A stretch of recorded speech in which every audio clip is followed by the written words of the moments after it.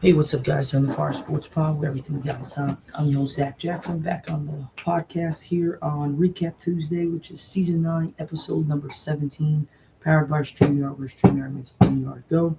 Let's get right into the show. We got a plethora of things to talk about today. First up, we're going to go over the NBA bracket for the playoffs so far. It's been one fantastic start to the playoffs, and we're only in the first round. And then we're going to go into the NHL playoffs as well. And then AJ Brown. I'm not going to get too into it because once I get into it, I'm going to just talk for like 10 minutes about this. But I told y'all that AJ Brown was going to the Patriots. And it's not done deal yet. But by June 1st, if not sooner or before or after June 1st, New England is getting their number one wide receiver in A.J. Brown, and the pairing of Mike Vrabel and A.J. Brown are reunited again in New England, just like they were in Tennessee. So that's what's been going on so far, and that's what we have to talk about on today's podcast. So let's get into the NBA bracket because I got a lot to say. All right, so here we go. Now, this is where we're looking at right now with game 2 on April 22nd, which is tomorrow, for OKC and the Phoenix Suns on ESPN at 9:30. OKC leads 1-0. The 17.5 spread for that game goes to the Thunder. It's in OKC. I really think the Suns should hopefully come to play this game. Jalen Green didn't have a best game 1. 17, missed a lot of shots. Dylan Brooks and Devin Booker tried their best.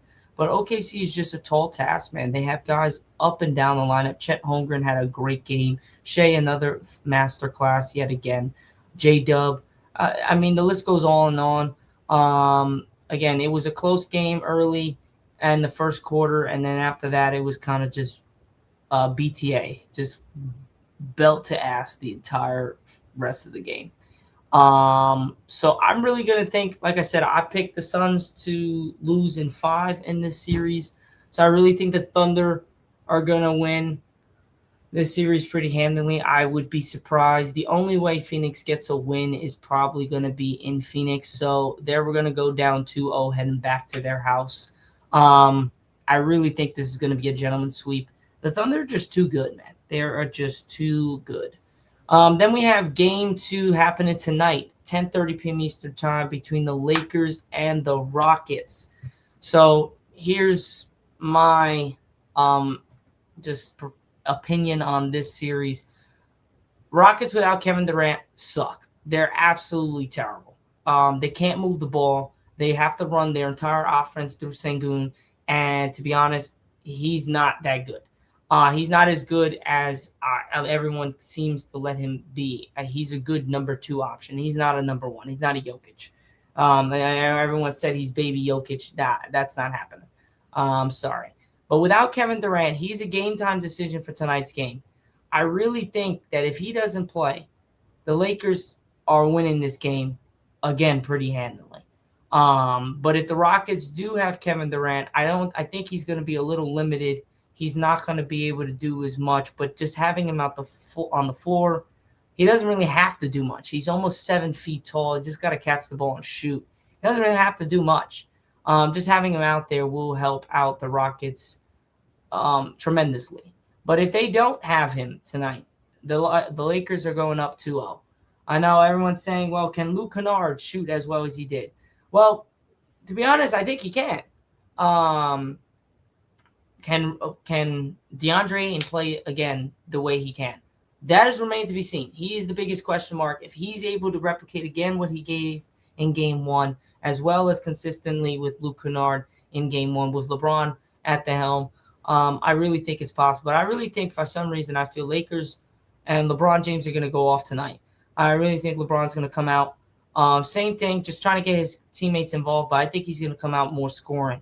I think he's dropping at least 25 tonight's game, and I think the Lakers get the win.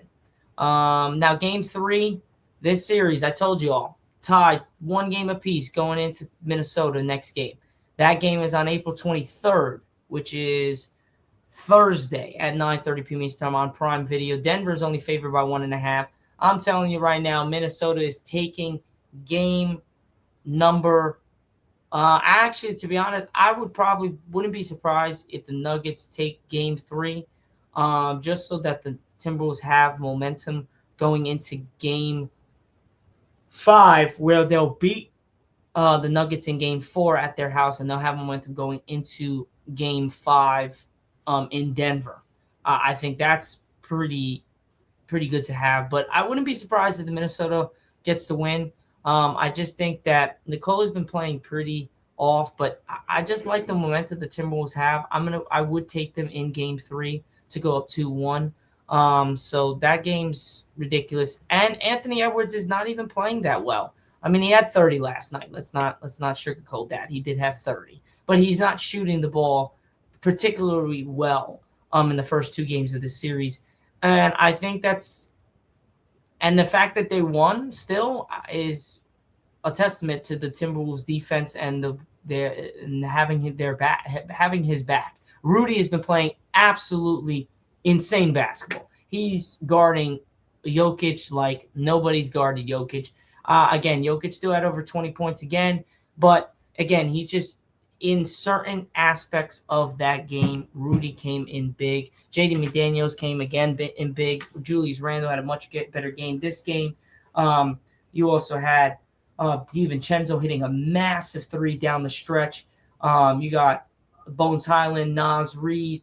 Everybody came to play for the Wolves, and they just need that. They need everybody to come to play, even with now. Granted, Anthony Edwards can win you a series. Anthony Edwards can win you games. But if you want to beat a Nuggets team like that, you need to have your core, everybody bought in. And I think the Timberwolves have that. That's why I picked them to win in 7 games against the Nuggets. So that's how I got that. Game 2 is tonight at 8 p.m. Eastern Time against the Spurs and Trailblazers. First game actually wasn't bad. The Trailblazers only lost by like 12. They were in the game. It's too much. Victor had 35 and it even looked like he broke a sweat. I really think if Victor really wanted to, he could average 50 a game. It's so easy for him. He's 7'4". Like, he shoots over people. He could dribble like a point guard. He could post up like a power forward. Like, he has everything. I think the Trailblazers will make it, again, stay close. I don't think they're going to get blown out by over 15. But I do think the Spurs cover the 11.5 spread and still win again by like 12, 13 points. But again, like I said, the Trailblazers have a good enough team to compete. They don't have a good enough team to beat the Spurs. Now, we're there in the West. Like I said, to recap our picks, we have the Spurs winning in about 4 or 5 games. We have the Thunder winning in 5. We have the Lakers winning in 7. And we have the Timberwolves winning in 7. Now, moving on to the Eastern Conference, where you have the Pistons taking on the Magic. Now, the Pistons had a crazy loss in Game 1. They lost by 11 points. Magic came out the gate firing on all cylinders. You had Franz Wagner over 15. You had Suggs over 15. You had Carter over 15. Paolo Banchero over 20. You had everybody freaking scoring over here. So I really think that the Magic are going to be in this series. Again, I didn't think that they were going to take Game 1 the way they did, and Cade had almost 40. So I just think Duran didn't have a good game. They really didn't get any complimentary play from anybody else on the roster, as well as they didn't really play good enough defense this game. I think the Pistons are going to come back in Game 2 on their home floor and tie up the series 1 game apiece. This game is tomorrow at 7 p.m. Eastern on ESPN, so definitely check it out. I like the Pistons. Pistons are not losing this series, but this is going to be a much better series than anticipated. I didn't think the Magic were to come into play, but I think the Pistons are going to just take care of business. They'll win in 6 games. Now, Cleveland against the Raptors. This looks like it's about to be a sweep. I said 6 games, or I believe I said 5 or 6 games in this series, but this might be a sweep. The Cavaliers just look like too much for the Raptors. You just can't get enough. Brandon Ingram had a shit bad game. In Game 2. He could not shoot at all. I mean, he still ended up with 7 points. I think he shot like 3 of 15 from the field, 1 of 7 from 3 or something like that. He went he stunk it up. He smoked it. He legitimately just said, I don't want to show up for that game. And they needed it, man. They only lost by 11 or 12. They were in that game. I believe. Let me just double check, fact check my scoring. But I believe they only lost by a bit. Oh yeah, they only lost by 10. They were in that game again, the same as game 1. They were down big game 1. Same with game 2. Came back. They cut it. They have the firepower to stick with Cleveland. They just don't have enough to win it. And I think this might end up in a sweep. Cleveland is in game 3 in Toronto, April 23rd, which is Thursday at 8 p.m. Eastern on Prime Video. Taking the Cavs. I think the Raptors get game 4, but going back to Cleveland, I think they ended in 5 games. Knicks and Hawks. This series is a hell of a series, like we said. 1 game apiece, is it? Heading back to Atlanta, Knicks fall last night in a heartbreaking loss. They had a 6-point lead with about 3 minutes left. CJ McCollum was on a tear. That man can't miss. He legit was just going all over the place, killing Jalen Brunson. Brunson could not guard a cone out there. He just was not being able to guard anybody. He's not good for his defense anyways, but CJ really exploited his lack of defensibility in this game. And the Knicks just shit the bed. I mean, and not to mention Mike Brown really screwed up. I mean, they got a gift, ladies and gentlemen. 107-106. The Knicks were down. They fouled CJ McCollum. He's at the free throw line with about 7 seconds remaining on the clock. In the fourth quarter, he goes to the free throw line, misses both. Mike Brown has a timeout, decides not to use it, and gives up. Mikal Bridges take a sidestep, long-ass 2-point jump shot in the corner and bricks it off the rim. Like, right there, you got Brunson, you got Towns, you got Bridges, you got OJ Anunoby, you got Mitchell Robinson at the rim, you got Josh Hart in the game at that point. You got guys that can hit shots. You got one of the most clutch players in the game in Jalen Brunson, and you don't call the timeout to at least give your main guy or main star a shot to win the game. I would have much rather Brunson get that shot at the end of the game than Mikal. And I'm no shade on Mikal. Love the guy. He's a great player. But, dude, that's a hard shot. Shot clock winding down. You're not – again, he's hit big shots before, but Brunson's that guy. You want your guy to make that shot. The guy. And it wasn't like it was wide open. He just missed it. It was a tough fucking shot. I think you got to call a timeout there. A lot of people were ripping Mike Brown. First mistake as a Knicks coach, blah, blah, blah, blah. It was 1 game. It's over. It is what it is. It's tied 1 game apiece. Not like you're down 2-0. You're going to Atlanta for game 3. Now, Atlanta's favored in this game. And to be honest, riding that win in New York, I got them in game 3 to win this game. It's a 1.5 spread. I think the Hawks will pull this out at home to just put the pressure on the Knicks, but I think the Knicks will bounce back in game 4, and then coming back to New York, they'll win game 5. And this is either going to be a win in Atlanta for a game 6 and advance to the second round, or it's going to be a 7-game series and we're going back to New York, and Knicks are going to have to pull it out. But no matter what, I got the Knicks winning this series, but hell of a series this is going to be. And shout out to CJ, because that man was on a mission. Alexander Walker hit a massive 3 in the corner to cut it to 1. You just had complimentary guys all over the place. But yeah, the Hawks are not going anywhere. Watch out for this team. Now, Celtics 76ers. I mean, the Celtics absolutely murdered the 76ers in game 1. They beat them by over 20. This is not going to be a series. I really don't think it is. I think Boston, if they lose a game, it's going to be in Philly, but I think they might just sweep them. It's going to be really bad. I think if the 76ers don't come out the gate firing, I didn't think they were going to be this bad without Joel Embiid, but they look really bad. They just look like the Celtics just didn't even play. They look like it wasn't even a playoff game. 76ers took it, and they still got killed.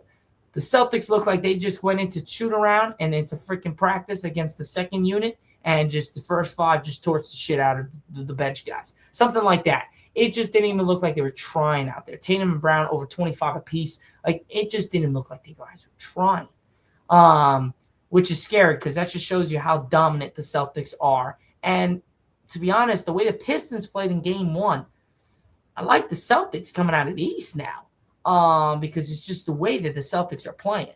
So we'll see what happens, but I think game two is going to be a similar feat to game one. That happens tonight at 7 p.m. Eastern time in about less than 2 hours till tip off. So I really think that's on Peacock. So check it out, but I really think the Celtics are going to absolutely smash the 76ers yet again. But yeah, that's pretty much it for the recap of the NBA bracket. Hope you guys enjoyed. I had a lot to say, but there was a lot of things to go over. Now, right before we move to the NBA, to the NHL, and then to the NFL, a report came from Shams Hirani that the Lakers could get Austin Reeves back in this series, late in the series. Hopefully, he comes back in that point. And Luka is officially 1,000% out for this series indefinitely. So there's no Luka coming back in this series, possibly an Austin Reeves return later in this series, which is good news. But hopefully we don't have to bring him in to like really help out. Hopefully we're not down. We're up 1-0. Hopefully we're not down 3-1 and then Durant comes back and the Rockets win 3 straight games. Hopefully that's not the case. Hopefully the Lakers take care of business tonight. I think they will, and I know they will. LeBron's going to definitely not want to go down to Houston. I think he wants to be up 2-0. That'd be ideal situation. But if we do, I like our chances in this series, no matter if Durant's playing or not. But let's move on to our NHL bracket. This will be quick because it's not a lot of explaining to do. But I mean, we've had some very, very good games in this NHL playoffs to start. Colorado kind of took care of business against the Kings. They were very dominant in their win. I believe they won 4-2 against the Kings. I think just Colorado just got too much going on. The Avalanche are definitely going to make it into round 2. Dallas and Minnesota. Minnesota shocked the crap out of me. Saturday, they won the game, I think, over 5-1. It might have been 6-1, 7-1. Minnesota absolutely torched Dallas. And then Dallas came back and kind of punched them in the mouth and said, hey, we're not laying down too easily. And they tied up that series 1 game apiece. I told you, this series is going long. I do have Dallas winning this series. I like Minnesota a lot, but I just think Dallas is the formidable opponent. And I would like to see Dallas versus Colorado to go to the Western Conference Finals. Now, Vegas taking on Utah. Vegas won 4-2 pretty handily against Utah. I really thought Utah was going to put up more of a fight in game 1, but I'm not tripping. I'm really not. I think Utah's still going to win this series. They got to win game 2. That's a big win. If they go down 2-0 to Vegas, it's not looking too good. Now, the Oilers, they took care of business against the Ducks like I thought they would in game 1. But I still think the Ducks will win this series. But again, like I said, I was not so fond on my pick of picking the Ducks to beat the Oilers with Connor McDavid back there. But I'm still going to rock with my pick, not jumping ship just yet or ever. But the Oilers are the Oilers, and Connor McDavid is that guy. So I would not be surprised. Now, moving on to the west side or the other side of the bracket where we have the Buffalo Sabres. I mean, what a win. They won 4-3 over the Bruins in game 1. The Bruins were up big. They had 3 goals, I believe, if I'm not mistaken. They had 3 goals in the third period to win that game 4-3. I could be wrong. Don't quote me on that one. But nonetheless, that was a hell of a game. Again, like I said, Buffalo is a monster. Bruins are a good enough team to beat Buffalo, but I really think Buffalo is going to beat the Bruins in 7. It's going to be a gritty game, a gritty series, but I think the Sabres are going to take care of the Bruins. But I wouldn't be surprised and would not be pissed if the Bruins won. Tampa taking on Montreal, my guy Mitchell, which we'll get him on the podcast to talk about some hockey. He's a Montreal Canadiens fan, so we are rooting for his Canadiens to win this series against Tampa and hopefully get to the Stanley Cup. I don't really have anybody else to really root for other than maybe the Bruins. But the Bruins are going to have to play Montreal, and we'll see if the Bruins even get past Buffalo to verse Montreal in the second round. But again, this is not a series to just take lightly. I think Montreal and Tampa is going to be one hell of a series as well. But I think Montreal is just I think they got the better just offense. Their defense is really good. Their goalie is really good. I like Montreal in this series, like I said on my previous podcast before, when we were going over the potential NBA brackets and stuff. So I really think that is the case. Now, Carolina taking on the Senators. Carolina won a fantastic game in double overtime just last night. They go up 2-0 in this series. Ottawa's definitely kicking themselves because they had their shots to win this game and tie the series up 1 game apiece. And we'll be talking about a different situation right now. But the Hurricanes are up 2-0. I think they're going to take care of business. I think Ottawa gets maybe 1 win or 2. But I think the Hurricanes take this care of business in 5 to 6 games. Now, I thought the series was going to be closer. The Flyers are literally giving the Penguins belt to ass. They're up 2-0. They have really dominated the Pittsburgh Penguins. And again, 1 goal wins, whatever. But just look at shots and certain things. I think the Flyers are just a really good team. And if the Flyers are able to take care of business and let's say sweep or gentlemen sweep the Penguins, they verse the Hurricanes. The Hurricanes are going to have a fucking hard-ass time taking down the Flyers. And I might even pick the Flyers to advance the Eastern Conference Finals, depending on how they look against the Penguins in the next couple games. And then you would have a date with either Boston, Buffalo, Montreal to verse the Flyers. So we'll see what happens there. But this is one. I mean, I think the NBA and NHL have complemented each other both greatly. I think both sides are fantastic. I mean, it's only the first couple games of the NHL and NBA playoffs of the first round. And I think it's crazy that we've had such good games and we're only in the first round. So I can't wait to see what round 2, Eastern Western Conference, and the finals for the Stanley Cup and the NBA have in store for us. But lastly, that is pretty much it for our NHL bracket. We are moving on to our last segment, which will be a quick 2-minute, 3-minute segment going over the A.J. Brown situation.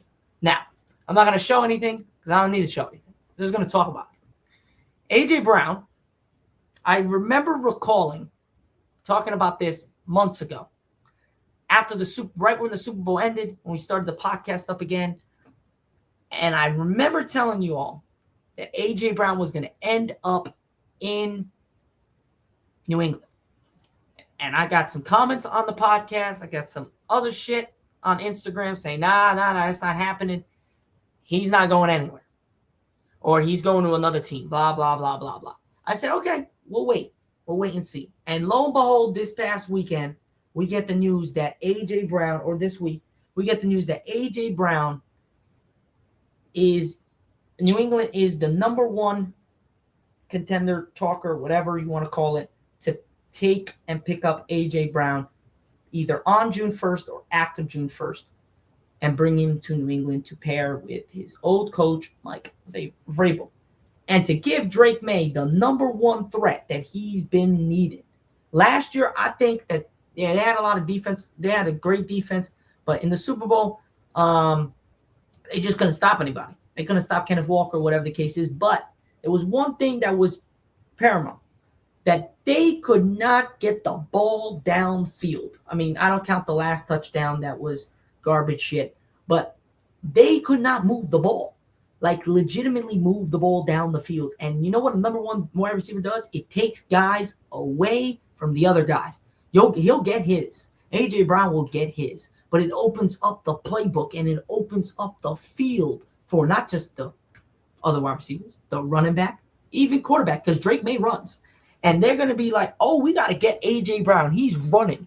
And then Drake May going to run behind. They're going to get some stuff, screen pass, whatever. They're going to have to take their attention away from stopping the run, from stopping these quick outs, these screen passes, whatever. And they're going to have to take their attention and bring in A.J. Brown going down the field, trying to beat and jump over a cornerback one-on-one. And that's what he can still do. Now, the one thing that probably Patriots fans are a little like, shit, is he going to be injured? That's the one question mark every team has with all the top wide receivers sometimes, especially the ones that are injured, like Mike Evans, A.J. Brown, just to name a few.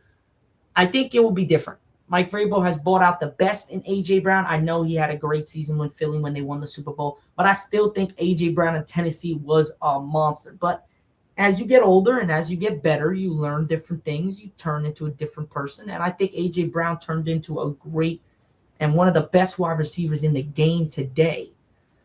And he's broken records and whatever the case is. But now he's going to a younger team where he can be the veteran, the leader on that offense. And I really think he's good for that. He's got a great story behind him. And I just think that would be perfect for Drake May and that young New England Patriots offense.